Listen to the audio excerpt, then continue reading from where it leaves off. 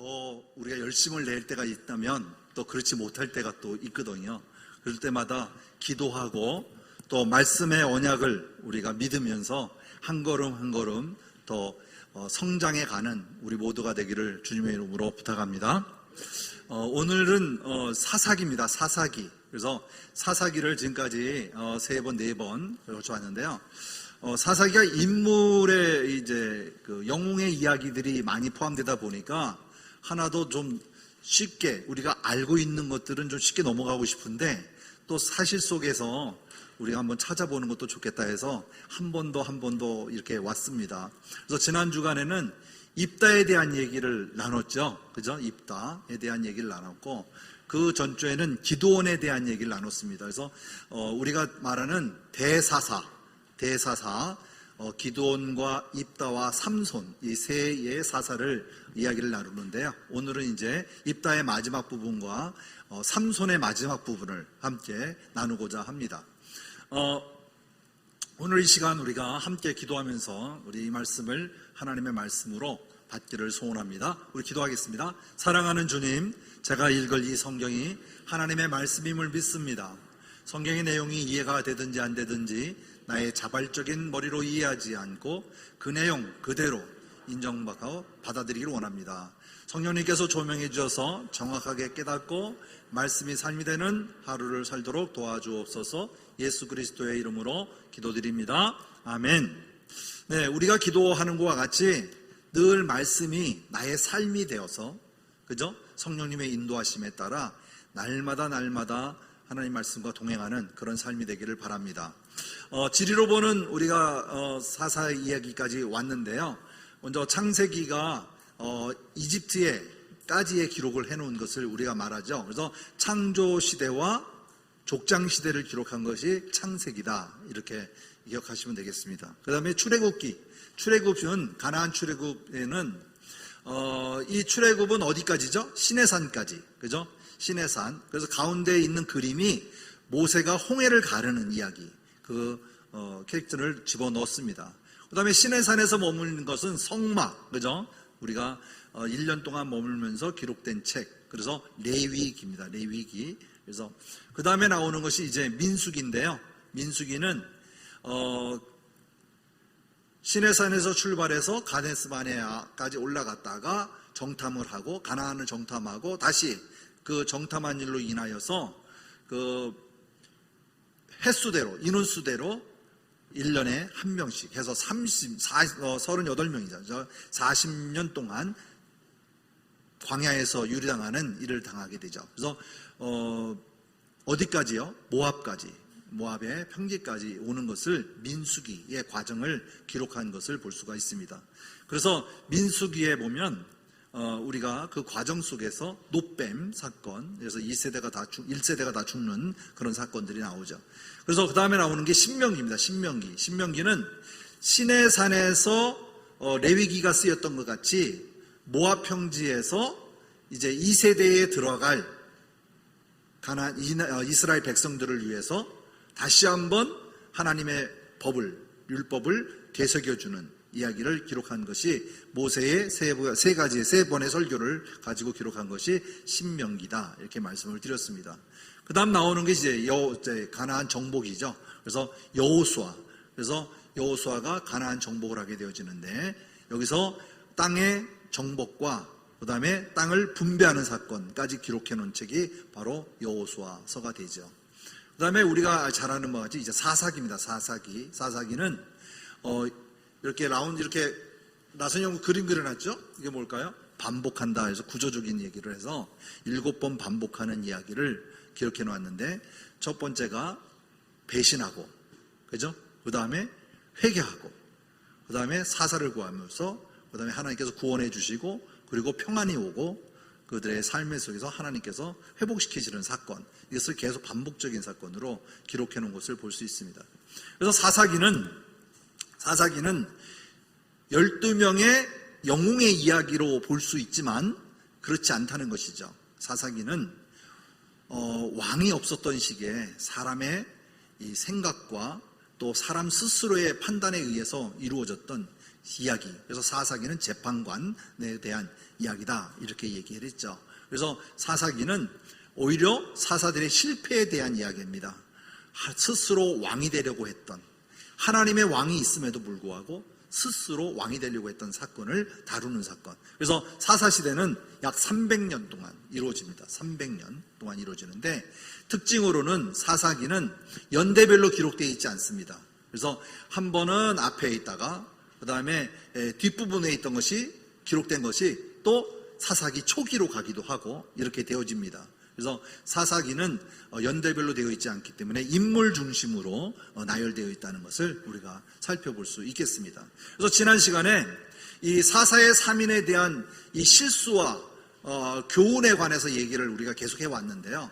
주로 뭐냐면 사사시대에는 하나님의 영이 그 사사들에게 임하여서, 그죠? 사사를 세우게 되어지고 그 사사의 삶을 통하여 하나님이 이스라엘 백성들을 회복시키는 사건으로 이루어지는 것을 볼 수 있습니다. 그래서 기드온과 입다와 삼손, 그래서 이 대사사들을 통해서 우리가 어떠한 교훈을 얻을 수 있을까 했을 때, 능력보다는 겸손한 신앙으로 인격이 중요하다는 것을 알게 되어집니다. 그리고 이것을 우리가 반면교사로 삼아서 더욱더 신앙에 한 걸음 더 나아가는 이런 기운을 얻는, 그런 교훈을 얻는 좋은 얘기가 되었으면 좋겠습니다. 그래서 지난주에는 사사 입다에 대해서 얘기했습니다. 입다에 대한 얘기를 했는데, 입다 얘기는 우리가 다 지난주에 다 얘기 나눴기 때문에 간단히 넘어가기로 하겠습니다.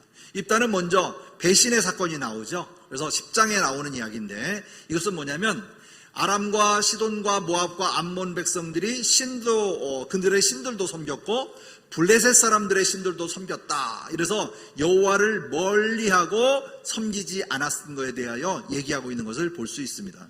여러분 지난번 자료에 보면 나와 있죠. 그렇죠? 근데 이야기를 그것으로 끝나지 아니하고 하나님께서 이를 심판하기 위하여서, 그들을 심판하기 위하여서 그들로 하여금 동쪽 요단 동편과 요단 서편을 오고 가면서 이스라엘 백성들을 괴롭혔던 그들을 통해서 오랜 시간 동안 그들의 괴로움을 주는 사건들이 일어나게 되어집니다. 이것 또한 하나님께서 그들에게 붙여주신 것이죠. 하지만 이 10장 10절에 보면 회개 사건이 나오는데, 이때에 이스라엘 사람들이 여호와께 부르짖습니다.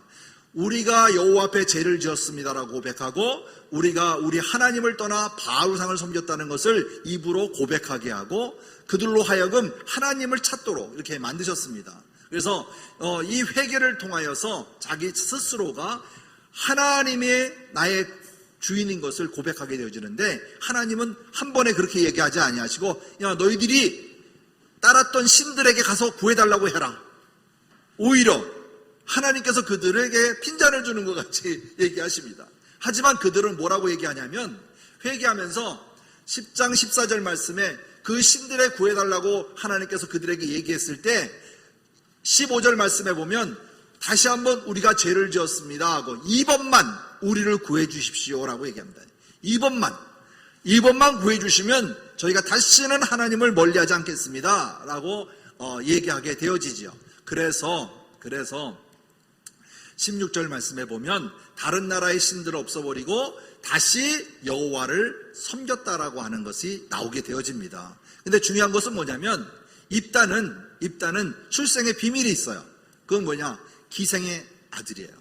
그래서 그 형제들로부터 따돌림을 받아서 멀리 떠나게 되어집니다. 하지만 이제 이스라엘 백성들이 어려움을 당하니까 여러 장로들이 이 입다를 찾아가서 너희가 우리의 통치자가 되어달라고 얘기합니다. 그랬을 때 입다를 통해서 입다가 그 장로들에게 얘기합니다. 오늘 나에게 얘기한 것 같이 모든 사람이 있는 앞에서 그렇게 나를 지도자로 세울 수 있겠느냐 해서 그를 지도자로 세우게 됩니다. 이때 바로 하나님의 영이 임하여 그를 사사로 세워지게 되는 것이죠. 그때의 첫 번째 이야기 나오는 것이 암몬에게 사사를 보내는 겁니다. 사사를 보내서 암몬에서 너희가 이러한 잘못을 통해서 왜 우리를 공격하느냐라고 했을 때 여러 가지 예를 드는데, 그 중에 가장 큰 예가 뭐냐면, 가나안 땅에 오는 과정 속에 너희가 길을 비켜주지 않았던 사건이 이들에게는 어떻게 받아들였냐면 우리를 치러 왔다라고 생각을 했던 것이죠. 하지만 이들은 그때도 마찬가지 사신을 보냈을 때 어떻게 했습니까? 땅을 머물지도 않고, 그죠?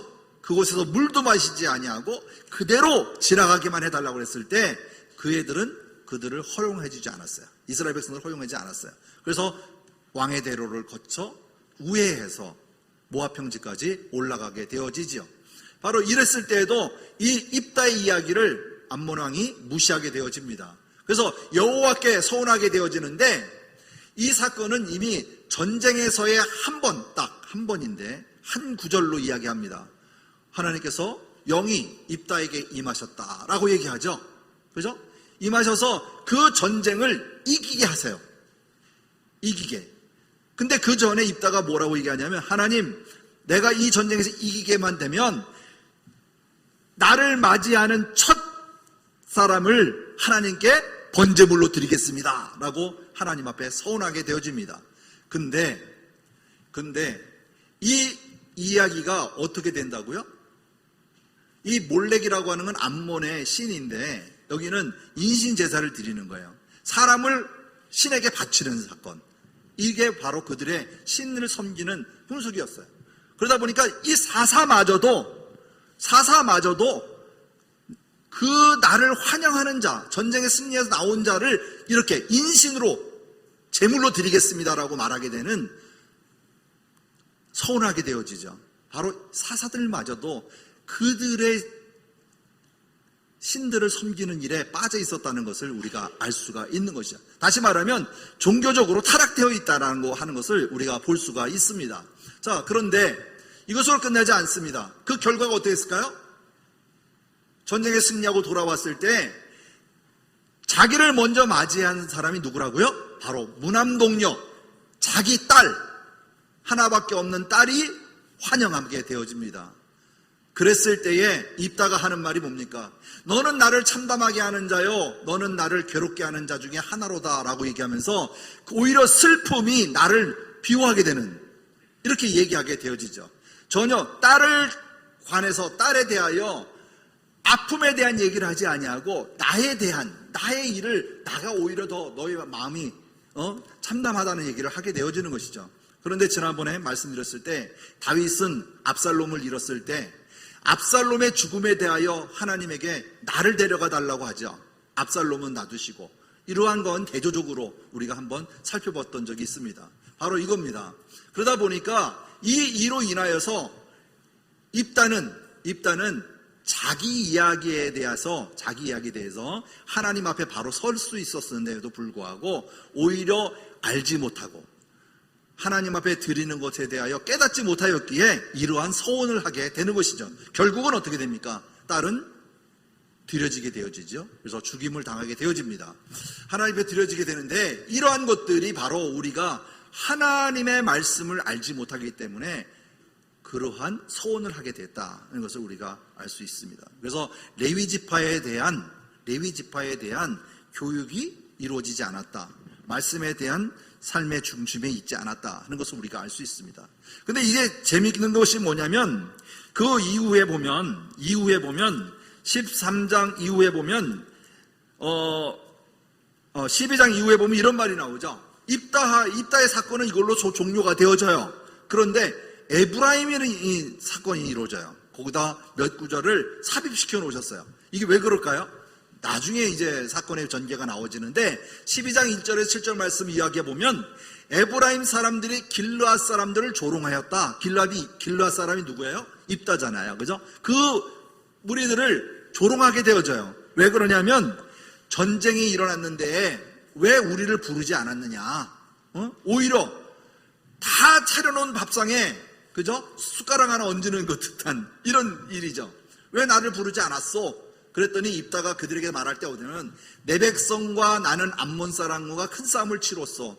당신을 불렀지만 당신은 나를 도우러 오지 않았다. 이렇게 오히려 반문하게 되어지죠. 자, 그랬을 때 여호와께서 오히려 물리쳐 주신 것이 나와 어찌 관계가 있느냐라고 얘기를 하는 거예요. 그랬을 때 이 에브라임 사람들이 길르앗 사람들을 조롱한 사건에 대하여 오히려 길르앗에서 에브라임 사람들을 어떻게 돼요? 죽이게 되는 사건이 일어납니다. 네 분의 사건이 일어나는데 참 재밌는 일이 있어요. 너희들은 원래 에브라임과 므낫세에서 도망친 자들이 아니냐. 그죠? 에브라임 사람들에서 얘기를 하는데 여기 보면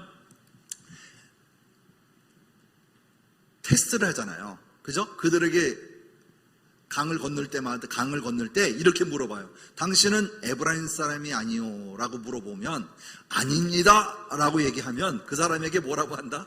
성경의 말씀이 그대로 있죠. 이랬을 때 십볼렛이라고 소리 내어보라고 얘기합니다. 근데 이 단어에 대해서 우리가 쉽게 말하면 경상도 사람들이 시오자 발음이 잘 안 된다고 그러잖아요. 쌀이라고 해야 되는데 살이라고 하듯이 우리가 흔하게 말할 때 여기도 마찬가지예요. SH하고 S의 발음이 십볼렛이라고 얘기했을 때 얘기해봐 했을 때 십볼렛이라고 말하지 못하고 십볼렛이라고 얘기합니다. SH로만 얘기하는데 이래서 그 사람을 불러 차장해서 에브라임 사람들을 몇 명? 42,000명이 죽임을 당하는 사건이 일어나요.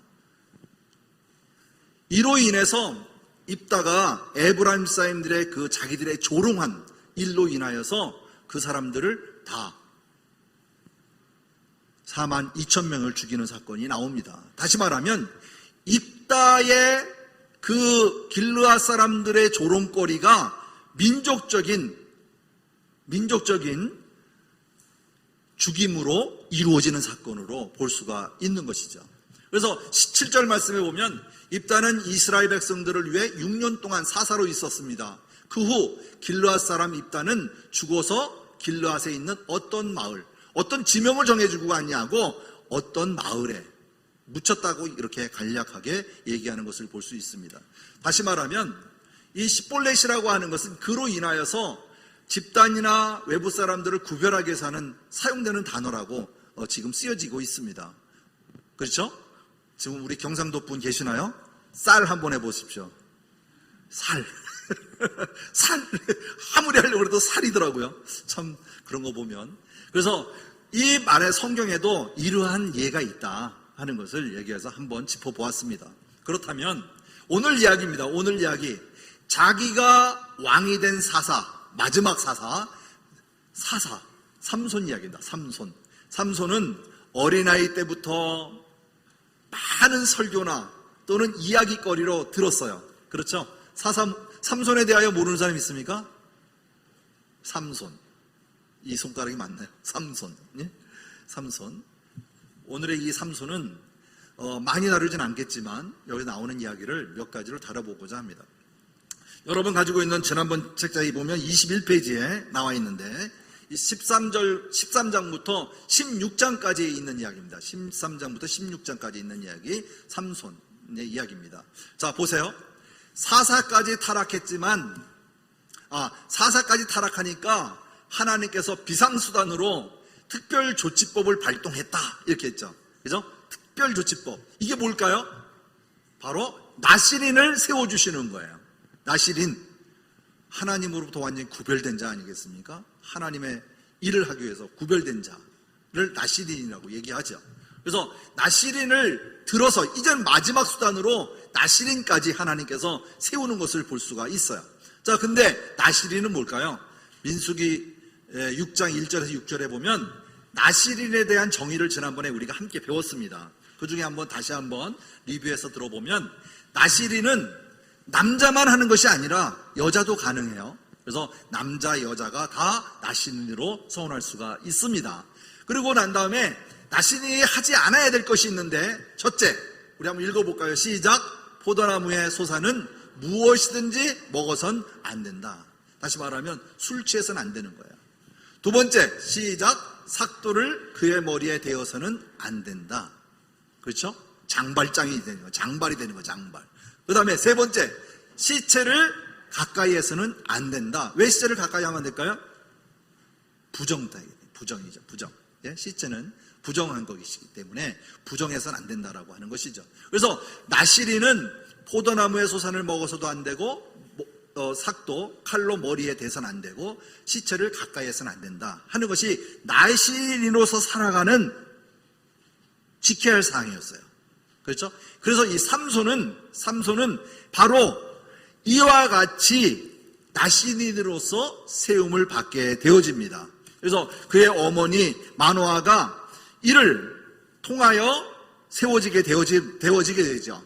그래서 이로 인해서 이제 나오는데, 이 사사 중에 이 블레셋과의 대적 관계를 이루는 것은 바로 삼손입니다. 삼손. 근데 삼손이 어느 지파라고 되어 있죠? 삼손이 어느 지파라고 되어 있죠? 단지파. 그죠? 단지파입니다. 단지파. 그래서 여기 그림에 보면 단지파가 동그라미 쳐 있고 삼손 있고 그 밑에가 뭐냐면 유다예요. 유다. 그 부분에. 그래서 압제가 당한 기간은 40년, 평화의 기간은 20년. 근데 능력과 은사보다는 신앙의 인격이 더 많은 비중을 차지하는 것을 살펴볼 수 있습니다. 그래서 여기서 보면 이제 단지파에 대한 이야기를 할 수밖에 없게 되었습니다. 자, 볼게요.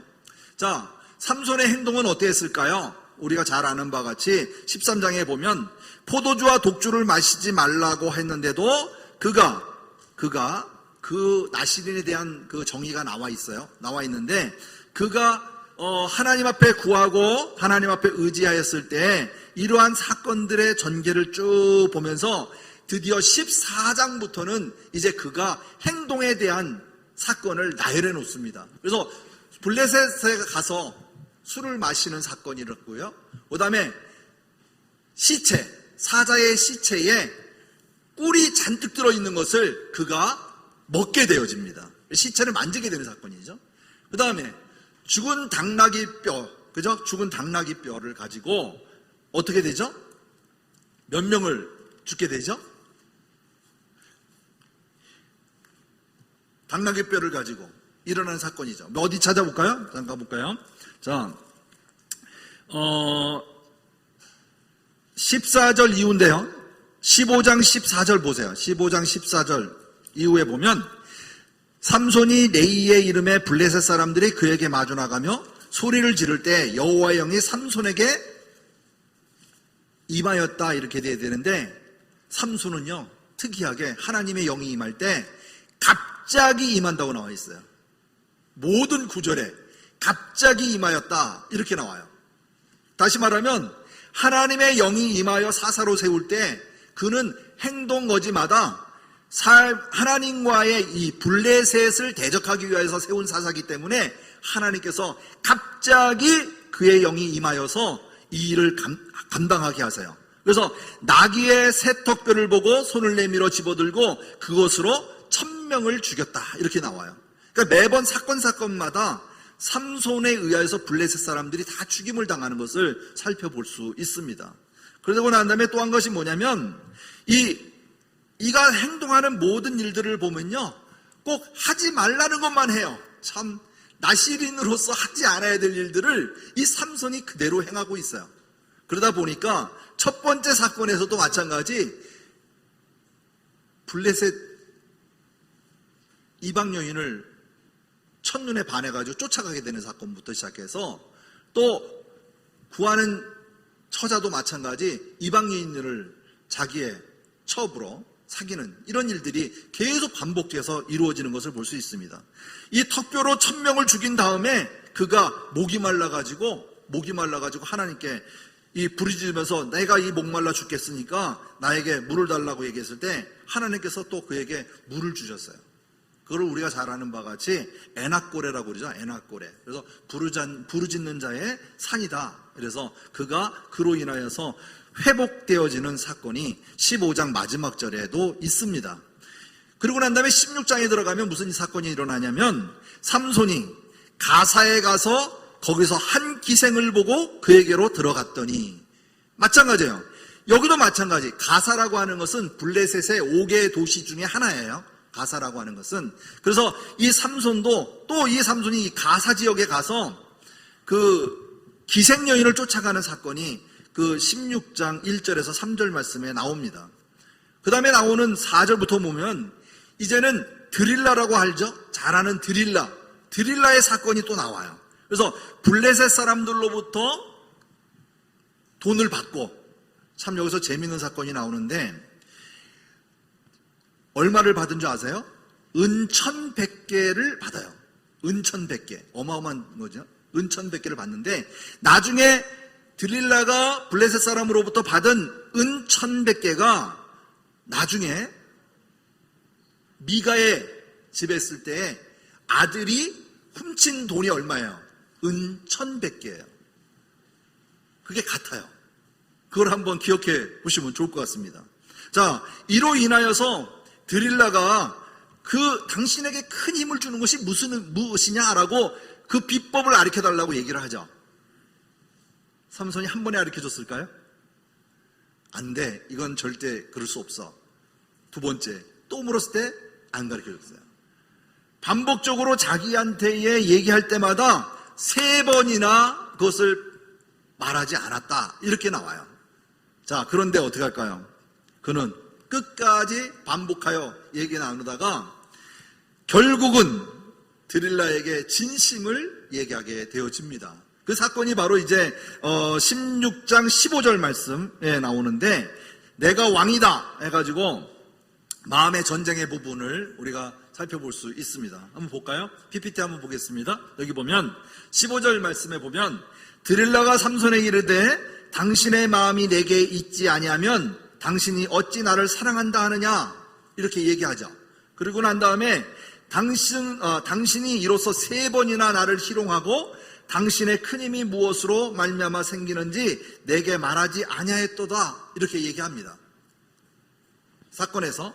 그래서 드릴라의 세상도 우리의 마음을 요구하고 그 다음에 하나님도 우리의 마음을 요구하고 어느 것을 분명히 요구하는데 내 마음에 결정만 남아있는 것이죠.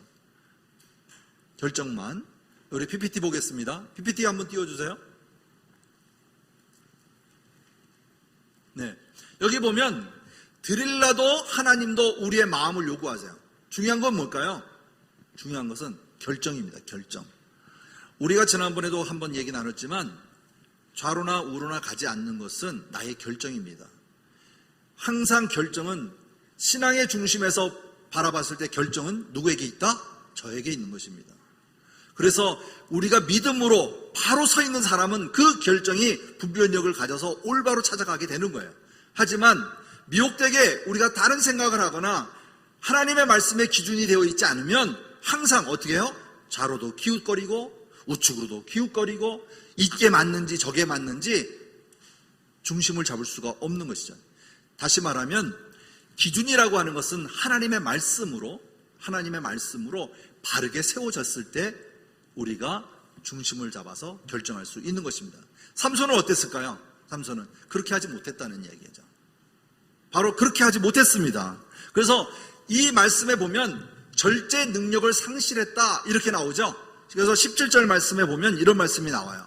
삼손이 진심으로 드러내어 그에게 이르되 내 머리 위에는 삭도를 대지 아니하였다니 이는 내가 모태부터 하나님의 나시린이 되었음이라. 만일 내 머리를 밀리면 내 힘이 내게서 떠나고 나는 약해져서 다른 사람들과 같아지리라 이렇게 얘기하는 거예요. 결국은 나신으로 태어났지만 내 머리에 삭도를 대었을 때 나는 다른 사람과 똑같은 사람이 된다라고 하는 것을 말하게 되어지는 것이죠. 그럴 때에 이 드릴라가 그 블레셋 사람들에게 얘기를 해서 그를 머리를 치고 그에게 힘이 빠져나가는 것을 만들어 버리죠.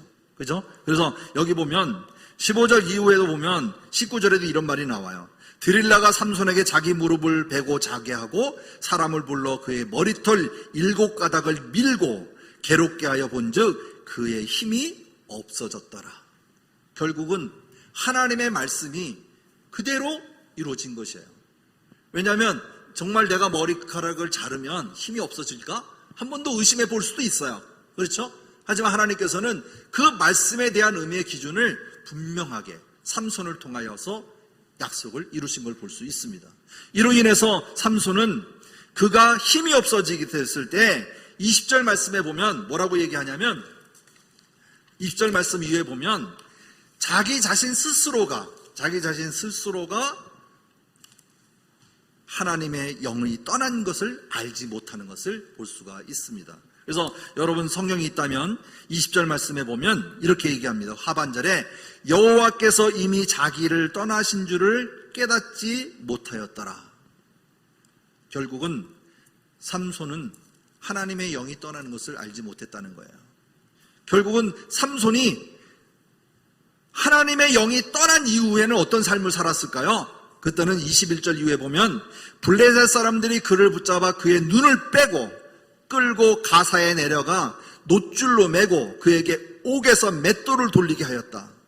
그 머리털이 밀린 후에 다시 자라기 시작하였다.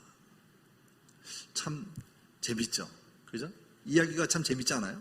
머리를 밀고 머리가 다시 자라면 새 힘이 돋는다라고 하는 것. 그건 당연한 건데 바로 여기서는 어떤 의미로 주냐면 머리가 다시 자라기 시작하였다라고 하는 것은 당연한 거예요. 하지만 그에게 회복의 기회를 하나님이 허락하셨다는 것을 암시하는 것입니다. 바로 여기서.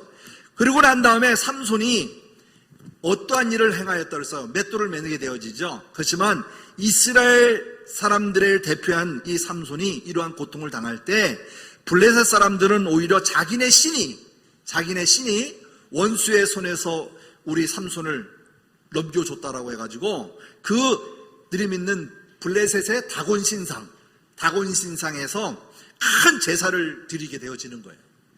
그리고 많은 사람들이 그곳에 모여가지고 이 삼손이 이제는 힘센 제주꾼이 되는 것 같이 그냥 그 힘을 보여달라고 외쳐대는 것입니다.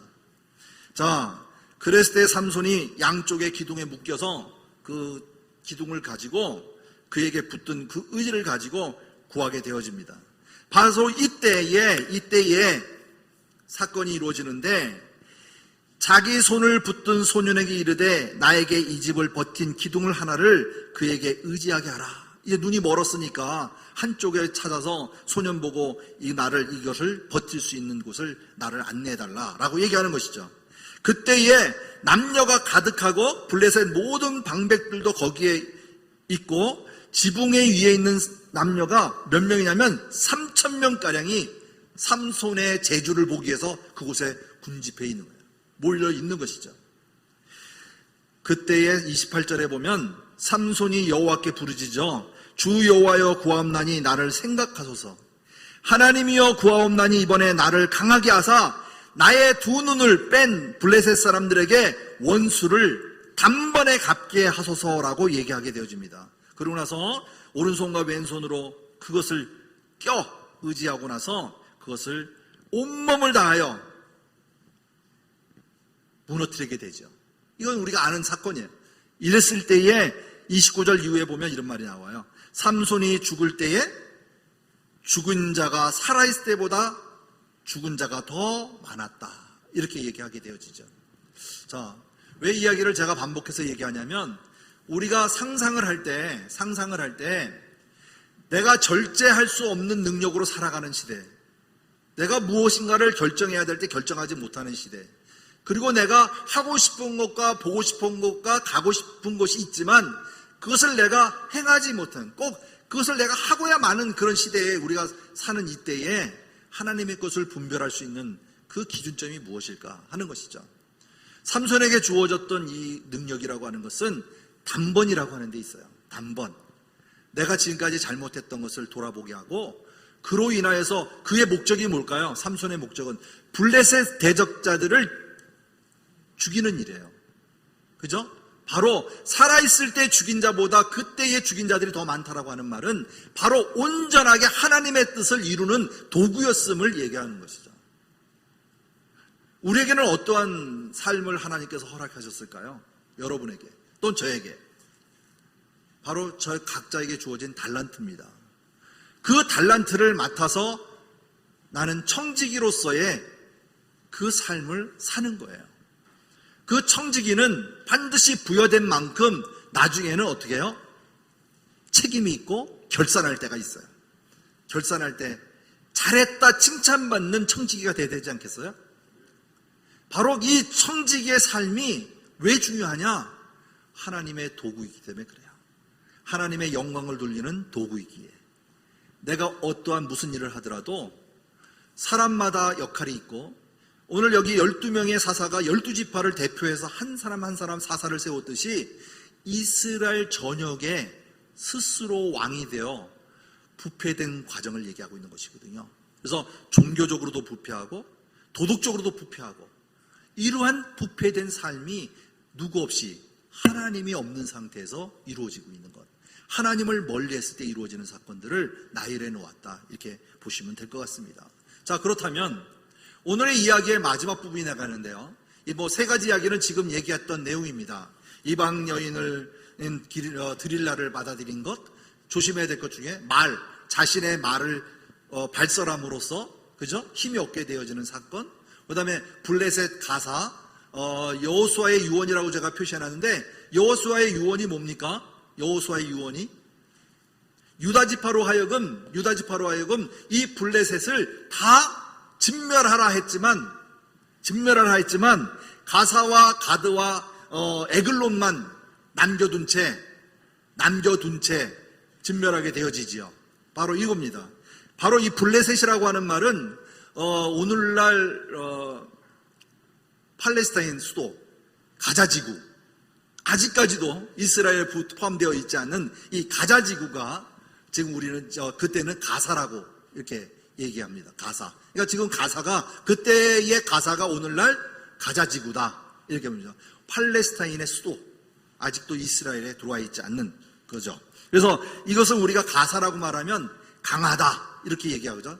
또는 견고하다, 이런 뜻을 갖고 있는데, 삼손은 뭐예요? 삼손의 뜻도 강하다예요. 강한 놈에게는 강한 자가, 이렇게 정의하게 되죠. 그래서 이 삼손의 예를 들어서 우리가 이와 같이 볼 수가 있는데, 중요한 것은 뭘까요? 한 번에 하나님께서 원수를 갚게 하셨다고 하는 이 도구로 쓰였던 것에 대하여 우리는 잘 알아야 될 것입니다. 그래서 삼손이 눈을 뽑히고 정욕을 제어하고 머리가 길어지니 능력이 회복되었다, 이런 얘기가 있고, 우리가 이제 마태복음 5장 29절 말씀을 보면 눈도 다 뽑히고 자기의 행색이 이 재직꾼으로 변모되어 있지만, 마태복음 5장 29절에 보면 내 눈이 실족하여 빼어버리라, 내 백체 중에 하나가 없어지고 온몸이 지옥에 던져지는 것보다 유익하다, 이렇게 얘기했잖아요. 그러니까 뭐냐면 내가 두 눈이 뽑히더라도 오히려 그걸 가지고 가느니, 그죠? 내가 이것이 없더라도 천국 가는 자의 복이라는 것을 얘기하고 있는 것이죠. 자, 중요한 것은 뭘까요? 내가 가지고 있는 육체는 다 썩어져서 없어져요. 그죠? 이 땅을 떠나는 날 가져가는 게 아닙니다. 오직 남는 것은 하나님의 영광에 참여하는 우리예요. 그렇죠? 육신에 썩어질 것을 가지고 수고하고 애쓰는 것보다는 내 하루하루의 삶이 하나님을 영화롭게 하는 그 영광스러운 자리에 참여하는, 우리 자신의 기쁨이 되기를 원합니다. 우리가 말씀을 듣고 이 부패된 사회, 현 시점의 사회가 꼭 오늘의 이 사사시대를 의미하기도 해요. 그래서 이 사사시대를 이렇게 조사하다 보면 많은 것이 정말 서로가 왕이 되려고 하는 시대, 인간의 기준에 살아가는 그 시대 보면 참 하나님을 섬긴다라고 하는 것이 굉장히 쉽지 않다 하는 것을 알 수 있습니다. 시대가 그렇게 만들어가고 있는 것이죠. 자, 그 이후에 볼게요. 말씀을 보면 내가 왕이다라고 하는 말은 시간 낭비다라고 하죠. 이 그림에 보면 이제 기둥을 무너뜨리는 그 그림을 이해하라고 살피시는데, 결국은 뭘까요? 자기 인생의 가장 아름다운 시기를 욕망의 노예로 살다가 사탄에게 빼앗긴 슬픈 이야기 사건이 바로 이와 같을 것이다. 지금 3돈의 이야기를 하고 있는 것이다, 이렇게 보면 되겠습니다. 그래서 이것을 빗대어서 나의 삶을 돌아보는 그런 기회가 되었으면 좋겠습니다. 자, 오늘날의 시대, 영적 무기력한 시대, 지금 이 시대가 머리 깎인 삼손의 시대가 아닌가, 영적으로 정말 무기력한 시대가 되지 않은가 한번 우리가 생각해보고 돌이켜봐야 될 줄 압니다. 그 다음에 하나님은 사사들의 도구로 사용하면서 사사들이 있는 동안에는 어떻게 했다고요? 평화를 누리게 하셨다라고 하는 것을 보았어요. 그죠? 삼손 시대에도 마찬가지 20년 동안 평화의 시대를 누리게 한 것 같이 이러한 사사들로 인하여서 평화의 시대를 누리게 하셨다는 것을 살펴볼 수 있습니다. 다시 이야기하지만 사사들은 하나의 평화의 도구일 뿐이다 하는 것을 우리가 기억하시면 좋겠습니다. 자, 마지막으로 하나님의 영이 활동이 두드러지게 나타나고 있다 하는 것을 볼 수 있어요.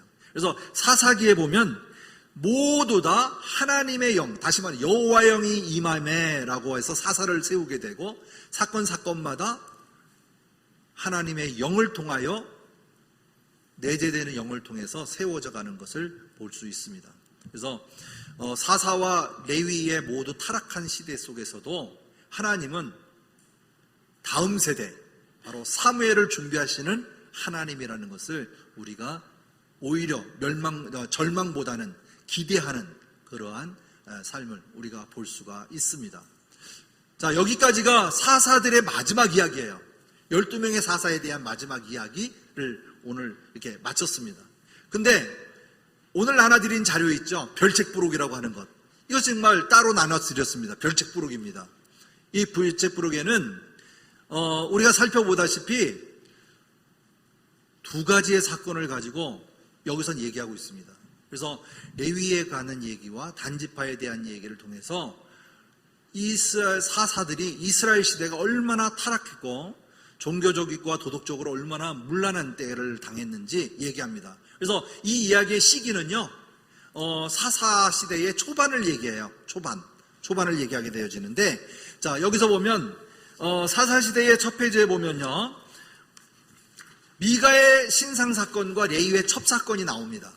그래서 사사에 대한 이야기는 끝나고 이 두 가지 사건을 통하여서 사사 시대의 전반적인 마무리하고 있어요. 그래서 이 미가의 신상을 보면 우상 숭배가 만연한 가정 환경을 볼 수 있고 또 레위인의 유랑 생활을 엿볼 수가 있어요. 참조하시면 되겠습니다. 자, 그러면 이제 레위의 첩 사건은 또 뭘까? 이렇게 보면요, 레위인이 부도덕한 생활을 고발하는 이야기예요. 그리고 소돔과 고모라 같은 도덕적인 타락한 이야기가 기록이 되어 있어요. 그래서 이 두 편의 이야기가 바로 레위 지파의 부패와 이스라엘 전적인 부패를 얘기하고 있다 하는 것을 살펴볼 수 있습니다. 요즘 뉴스를 보면 좋은 뉴스보다는, 그죠? 보기 싫은 뉴스들이 많죠. 차라리 안 들었으면 좋겠다. 저도 요즘 뉴스 잘 안 봅니다. 봐봐야 맨날 그 얘기가 그 얘기고 서로 치고박는 얘기만 하다 보니까 잘 보기 어려워요. 근데 조그마한 미담이 몇 초간의 얘기가 나왔을 때 그 얘기를 들으면 눈물이 날 정도로 아직도 기대감이 있는 듯한, 그죠? 그럴 뉴스를 들을 때가 있습니다. 자, 이스라엘에서 전해오는 모든 이야기가 레위 지파에 대한 부패에 대한 이야기, 이스라엘 전역의 모든 지파가 부패되어 있는 이야기, 이가 바로 오늘의 이야기라 이거죠. 바로 이 사건을 들어서 미가의 신상 사건을 우리가 한번 살펴보겠습니다. 자, 갈 곳 없는 레위 지파, 다시 말하면 왜 갈 곳이 없을까요? 레위가 필요 없는 사회가 된 거예요. 너 좋고 나 좋고. 이제는 이 생활에 너무 젖다 보니까 교회 안 가도 돼요. 그냥 뭐 말씀 들으면 되지, 뭐 인터넷으로 보면 되지, 뭐 예배의 중요성을 느끼지 못하는 거예요. 하나님의 말씀이 예배당에서 선포되어질 때 그 말씀에 귀를 기울이지 않는 거예요. 왜? 하나님의 말씀으로 인정하지 않기 때문에. 바로 이러한 세대, 동일한 사건이에요. 자, 그 다음에 또 볼게요. 지역의 제사장들이 한 가정의 제사장으로 취업하는 사건이에요. 바로 제사장은 어떻다고 그랬어요? 레위 지파는 각 지파에 48개 성읍에 분배되어서 그곳을 떠나지 아니하고 그곳에서 그들의 지파들에게 하나님의 말씀을 강론하고 가리키고 그 율법을 가리켜고 지켜줬던 거예요. 아니겠어요? 하지만 이제 그들이 갈 곳이 없어지게 된 거예요. 왜? 백성들이 자기들을 돌보지 않으니까 이젠 돈 벌러 나가야 돼요. 돈 벌러 떠돌아 다녀야 되는 거예요. 왜? 내 처자식을 먹여 살려야 되니까. 그래서 그로 인해서 제사장들이 취업하게 되고 그들의 신상에 우상 숭배하는 상황이 바로 사사기에 벌어지는 사건을 미가 신상 사건의 17장에 나오는 이야기예요. 그래서 여기 보면 이스라엘 전체가 신앙이 붕괴된 이야기로 그냥 한마디로 나눠지게 되어집니다. 다시 말하면 미가의 집에 제사장 사건이 나오는 이야기가 17장에 나와요. 비록 많은 장수는 나오지 않아요. 바로 13절까지 나오는 얘기인데 여기서 에브라임 산지에 미가라고 하는 사람이 있더니 라고 하면서 미가라고 하는 사람 집에 제사장이 세워지는 것에 대하여 얘기하고 있습니다. 그래서 미가의 신상고 보면 단적으로 얘기할게요. 단지파가 북쪽으로 이주하게 되어져요. 왜 그럴까요? 단지파가 블레셋에게 치여요. 아모리 족속에게도 치하고 계속 치고 박으니까 이제는 싸움에서 지쳐가지고 아유 이 양이면 좀 좋은 살 곳이 없을까 하고 북쪽으로 이사가는 그 지파를 다 데리고 이주하는 사건이 여기서 나와요. 그러면서 이 미가의 신상을 그 관련된 사건들이 나오게 되어집니다. 이 말은 뭐냐면요, 여호수아 다시 말하면 하나님께서 블레셋을 치우고 그곳을 점령해서 그곳에 정착하도록 했지만 단지파는 그곳을 떠나서 이제 북쪽으로 이주하는 사건이 이 본문에서 나오는 것이에요. 다시 말하면 하나님의 말씀을 어기게 되어지는 것이죠. 그래서 다시 말하면 레위인들의 유랑 생활이 여기에 비춰져요. 베들레헴에 있는 레위가 그죠? 이제 직업을 찾아다니다가 이 미가의 집에 들어가게 되고 미가의 집에서 레위야? 데려다가 자기의 제사장으로 세우는 사건. 바로 거기서 이제 먹고 살고 돈 벌어 월급 받고 이러고 사는 사건이 된 거예요. 그러고 난 다음에 단지파가 북쪽으로 이주할 때 정탐꾼을 통해서 미가의 집에 들렸을 때 그 집에 있던 신상과 함께 제사장이 있는 걸 알고 그 제사장을 데리고 야, 이 양이면 한 가정의 제사장이 되지 말고 한 지파의 제사장이 되면 어떻겠느냐 해가지고 레위를 가지고 데리고 제사장을 데리고 북쪽으로 옮겨가게 되어지죠. 그가 따라가게 되어지죠. 이게 바로 북이스라엘이 나누어졌을 때, 남유다와 북이스라엘이 나눠졌을 때의 우상숭배의 원인이 되어집니다. 바로 단지파가 바로 이 사건이 기록되어지죠. 근데 이제 마지막에 보면 요한계시록에 보면 7장에 모든 지파에게 14만 4천에 대한 분배를 하는데 7장에 보면 단지파는 사라져요. 유일하게 단지파만 없어집니다. 다 북이스라엘이 패망할 때 멸절돼 버려요. 바로 이게 하나님의 심판입니다.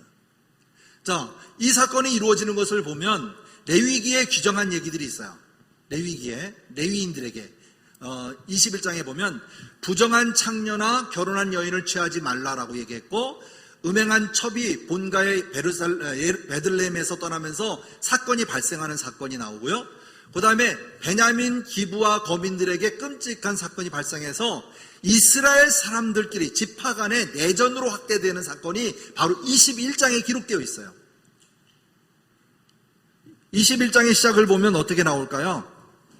21장의 시작에 보면 레위가 첩을 얻게 되어져요. 레위가 첩을 얻게 되어지는데 그 첩이 그 지역에서 나쁜 짓을 해요. 즉 말하면 간음을 했다 그러죠. 다른 남자와 정을 맺고 그것이 들키니까 어디로? 자기 집으로 도망가요. 근데 이 레위가 그를 찾으러 다시 가요. 바로 거기서 일어나는 사건이에요. 자, 찾으러 간 사이에 어떻게 일어날까요? 그 장인어른이 하루 더 있어라 이러면서 그를 붙잡게 되어져요. 이제는 그가 나를 세워서 다시 돌아가고 있는데 어느 지역에 갔을 때 노인을 만나게 되어져요. 근데 그 노인을 만난 것이 말하면 베냐민 기브아 지역이에요. 거기서 남정네들이 여자를 강간하기 위해서 여자를 내놓으라고 그래요. 그러니까 노인이 레위 지파는 거룩한 직업을 가진 자들이니까 레위를 내놓지 않고 그 여자들을 내놓게 돼요. 그래서 그 첩을 내놓게 되어지고 자기 딸을 내놓게 되어지는데 그만 그 레위의 첩이 강간을 당하고 밤새에 밖에 있다가 죽어요. 그걸 본 레위가 자기 첩을 12조각을 내서 각 지파들에게 보내게 되어집니다. 그래서 베냐민 지파에서 사건이 이루어진 일을 가지고 베냐민 지파를 결집을 합니다. 총회를 열어서 다 모이라고 했어요. 그리고 나서 베냐민을 치게 되는 사건이 나옵니다. 그래서 여기 보면 그 베냐민을 치는 사건이 보면 이제 21장에 나와지는데 PPT요.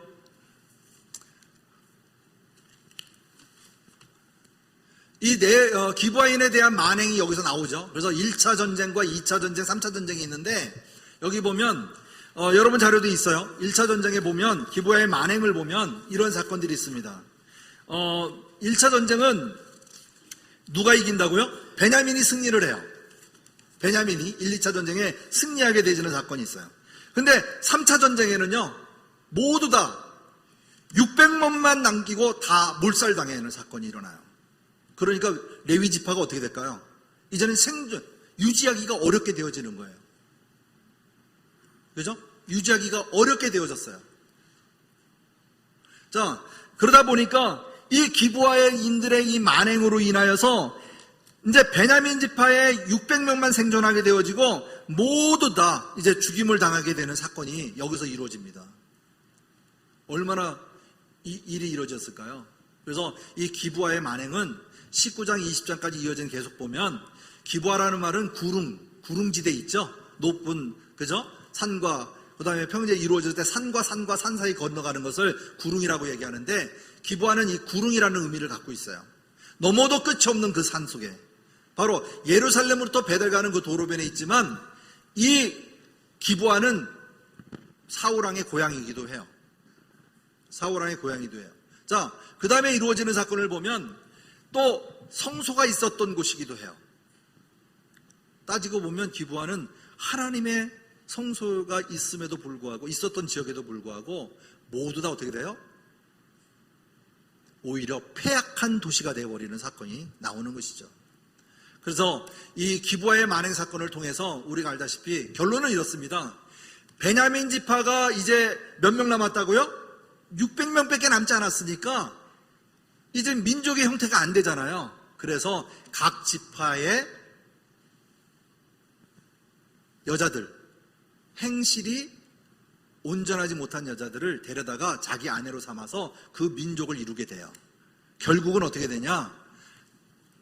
다윗이 왕이 되었을 때 남유다와 북이스라엘이 갈라질 때 헤브론에서 유다 지파와 이 베냐민 지파 두 지파가 만든 게 바로 남유다가 되어집니다. 구원의 반석이 같이 연루가 되지요.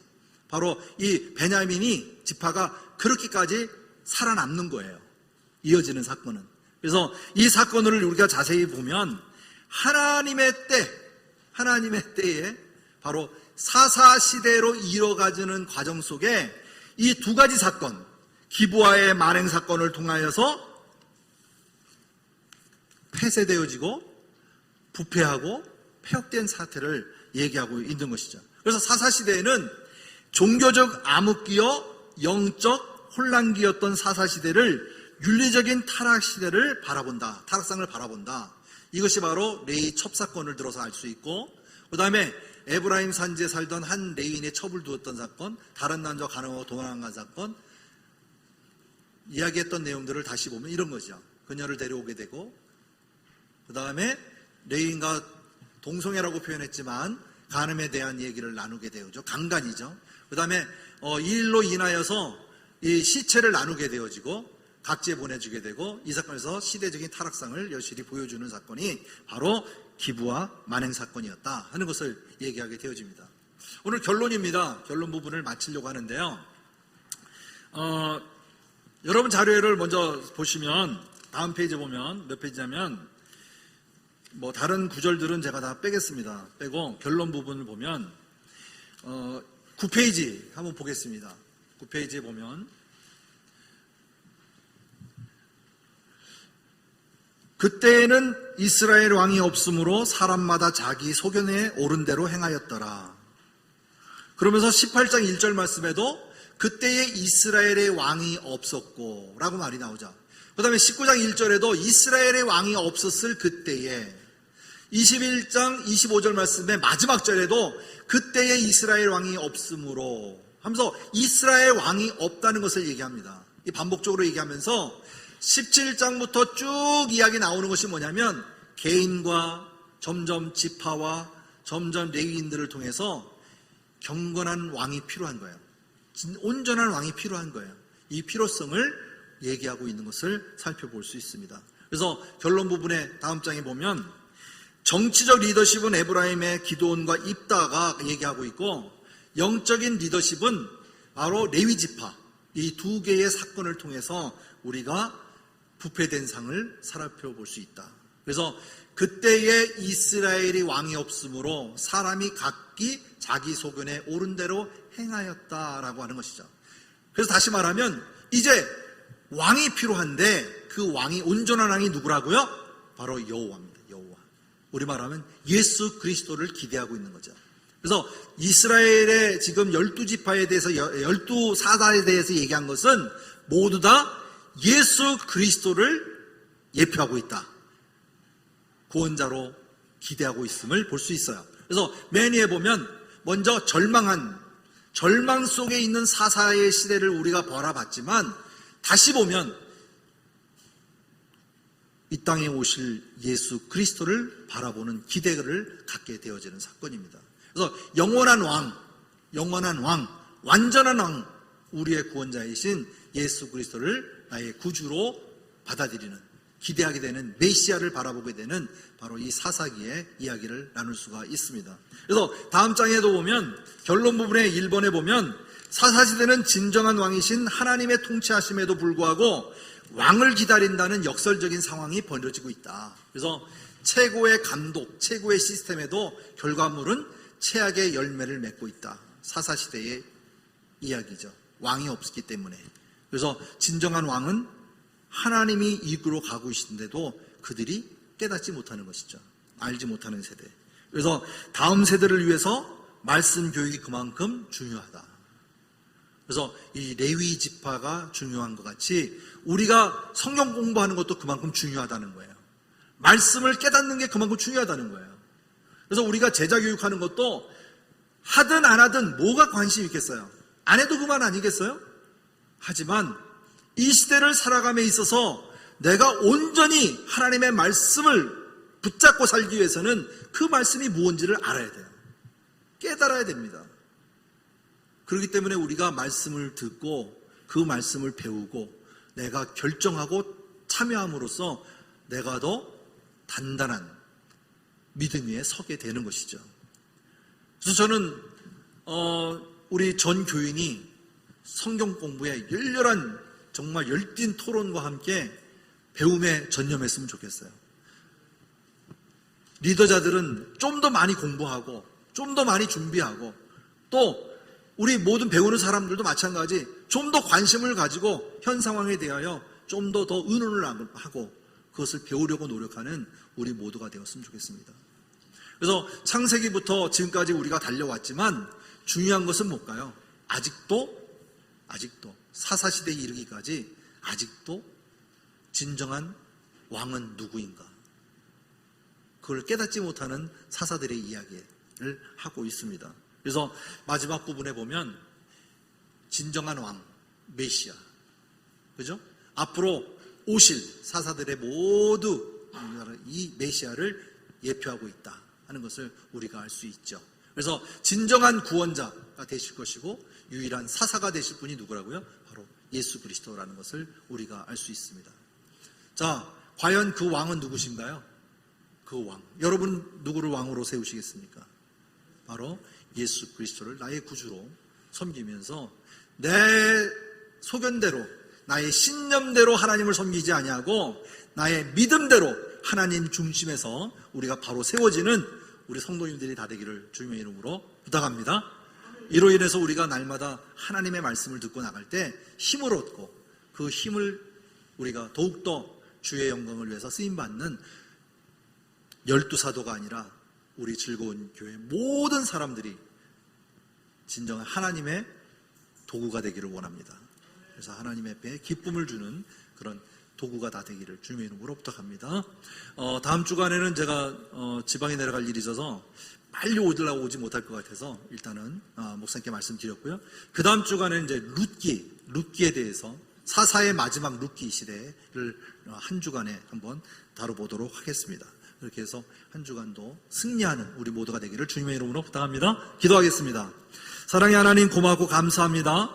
우리가 사사기를 통하여서 이 땅의 진정한 왕이 과연 어디에 있으며 나의 주인이 누구인지를 하나님 바로 알기를 원합니다. 깨어 기독케 하시고 나의 주인으로 주님을 모시고 살아가는 진정한 모든 그리스도인이 되게 하여 주시고 하나님의 자녀요 하나님의 제자가 되게 하여 주시옵소서. 그래서 이 시대를 살아갈 때에 진정 하나님의 자녀로서의 삶이 더욱더 윤택하여지고 더욱더 부끄러움 없는 하나님 앞에 온전히 올려드리는 우리 모두가 되기를 소원합니다. 하나님 깨워주시고 붙들어주시고 우리를 인도하여 주시어서 좌로나 우로나 치우치지 아니하고 하나님의 말씀대로 순종하며 그 기쁨을 누리며 살아가는 우리 모두가 되도록 은혜 베풀어 주시옵소서. 주께 모든 것을 감사드리오며 살아계신 예수 그리스도의 이름으로 기도드리옵나이다. 아멘.